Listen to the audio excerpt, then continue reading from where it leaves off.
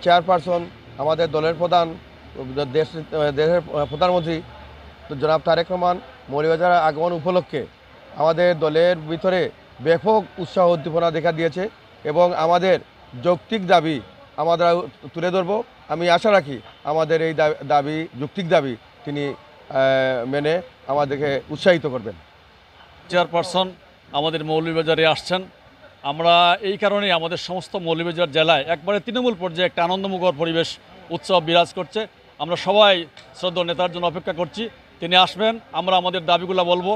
আশা করি আমাদের দাবিগুলো ইনশাল্লাহ পূর্ণ হবে।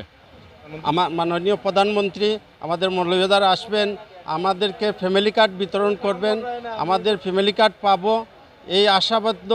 আমাদের মনের আবেগের মধ্যে অনেক উল্লাস সৃষ্টি হবে। মাননীয় প্রধানমন্ত্রী তারেক রহমান মৌলভীবাজার আসতেছেন, ওনাকে দেখার জন্য অধিক আমরা আগ্রহ দেখার জন্য।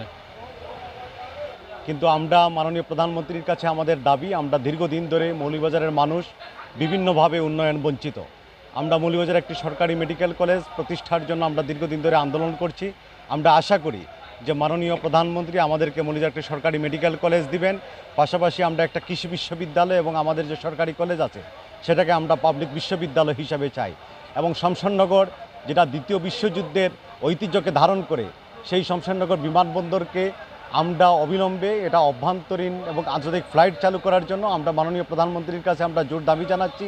প্রধানমন্ত্রীর কাছ থেকে আমরা ফ্যামিলি কার্ড পাওয়ার জন্য অধিক আগ্রহ প্রকাশ করতেছি। মাননীয় প্রধানমন্ত্রী আসলেই আমরা ফ্যামিলি কার্ড পাবো ইনশাল্লাহ।